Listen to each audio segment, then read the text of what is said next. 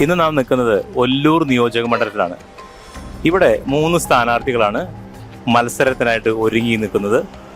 BJP NDA സ്ഥാനാർത്ഥി Bijoy Thomas, LDF സ്ഥാനാർത്ഥി K Rajan, UDF സ്ഥാനാർത്ഥി ഷാജി ജെ കോടങ്കണ്ടത്ത്.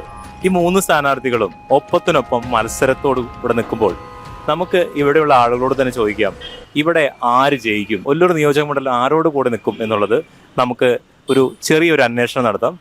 ഏവർക്കും TGS മീഡിയ ന്യൂസിലേക്ക് സ്വാഗതം. ഇവിടെ ജയിക്കാന്ന് പറഞ്ഞാൽ രാജനെ ജയിക്കാൻ സാധ്യത. കാരണം എന്ന് വെച്ചാൽ ഞാൻ ഒരു പാർട്ടിക്കാരനല്ല.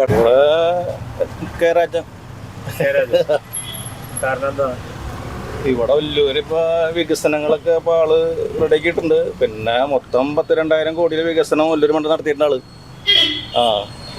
വീട് വയ്ക്കും, ചുരന്മലയിലൊക്കെ വീട് വയ്ക്കാന്നൊക്കെ പറഞ്ഞിട്ട് ഇതേവരെ ഒന്നും ചെയ്തിട്ടില്ല. 300 വീട് 400 വീട് മാജിക്ക് പറഞ്ഞ കാര്യം. വീട് വെക്കണ്ടേ, ഒരു വീട് കറക്റ്റ് ആയിട്ട് അത് കിട്ടിയില്ല ഇതുവരെ. എന്ത് വികസനം അല്ലെന്ന് പറയണേ, വികസനം ഉണ്ട് എല്ലാം കൊണ്ടും. കേരളത്തില് ഒല്ലൂരുണ്ട്. രാജൻ മന്ത്രി ജയിക്കണം, അയാളെ കുറെ കാര്യങ്ങളൊക്കെ കൂടെ ചെയ്തിട്ടുണ്ട്.